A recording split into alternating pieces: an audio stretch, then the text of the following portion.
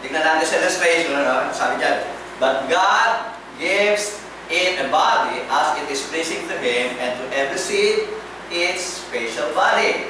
So makikita natin, ito yung seed na itinanim natin, iyan yung kanyang korte, pero pag lumabas na, ito na po yung corn. So ito at ito, siya lang, iisa po yun. Pero kung titignan natin to at ito, malaki na ang ang pagkakaiba. Doon po ini-illustrate niya po sa Pablo ang sinasabing resurrection. Pero natandaan niyo yung parable of the seed of the mustard. Yung seed of the mustard, ganun lang po yun, no?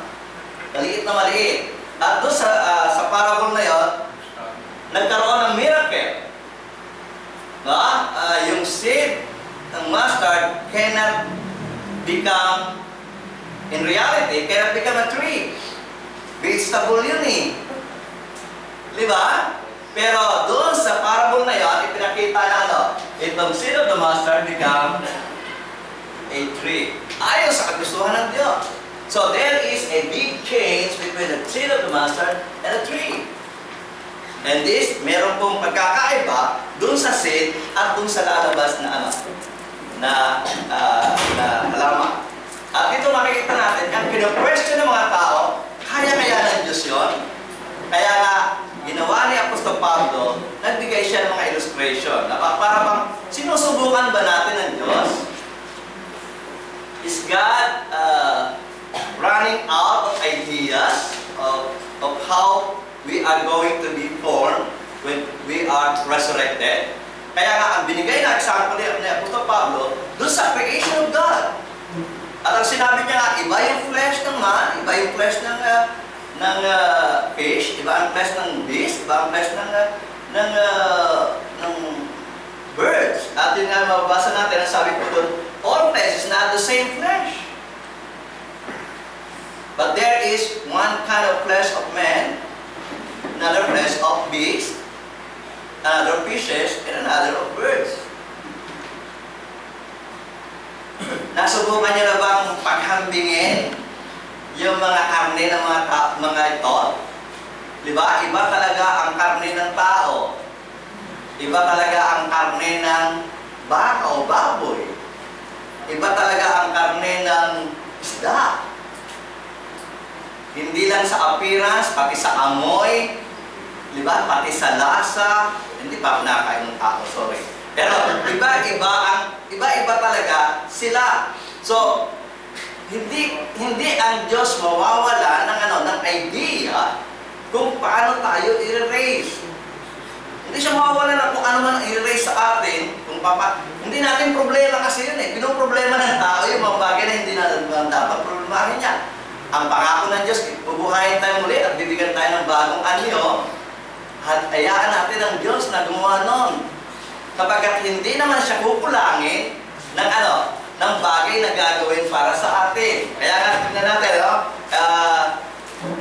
itong study natin ito more on picture graph, no? Para tayo iliten talaga. Mayroon, mapakita ko sa inyo mga picture. Tignan nyo, ito yung meat ng tao, no? Ito yung flesh ng tao. And if we are going to compare it to the beast, ito yung karne ng baka.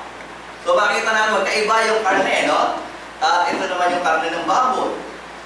At kung titignan natin yung karne ng isda, ito rin yung karne ng isda. So makikita na magkakaiba, at ito yung karne ng ibon. So makikita natin, iba-iba yung karne na pinakita na Apostol Pablo na sabi niya, kukulangin ba ng idea ang Diyos tungkol sa resurrection? No, hindi kukulangin ang Diyos ng He will not be running out of idea how we are going to be raised. Because kaya niyang gawin ang lahat ng mga bagay. Katunayan, hindi lamang po sa pagiging karne, pati po sa appearance ng lahat ng mga living things, mamamangha ka sa creativity of God. Tingnan niyo sabi, dito sa appearance, tingnan niyo yung langgam. Ano yung tsura ng langgam? At kung ikukumpara natin yan sa ibang insect, nakikita natin iba rin ang itsura ng langaw. Ang langaw po ay iba sa atin. Tayo po may pair of eyes. Pero siya meron big pair of eyes, pero makikita natin sa bawat pair of eyes niya, meron pong thousands of eyes. Yung makikita po niya, maliliit na mata yan. Yan po'y likha ng Diyos. Okay? Isa pang klase ng langaw, makikita natin, iba rin ang itsura niya sa isang klase ng langaw. Tipaklong. Kita niyo, iba-ibang korte, iba-ibang klase. Ibig sabihin, ang Diyos hindi nawawala ng ng idea kung anong form, bakit natin kinu-question ng Diyos, kung anong form tayo gagawin kapag tayo nag-resurrect. Samantalang nakikita na, obviously, dito sa kanyang creation na talagang super ang kanyang creativity na nakakagawa siya ng mga artistic design, mga form na iba't iba sa klase. Tingnan natin, yung butterfly. Kita nyo? Sophisticated ang design. Di ba?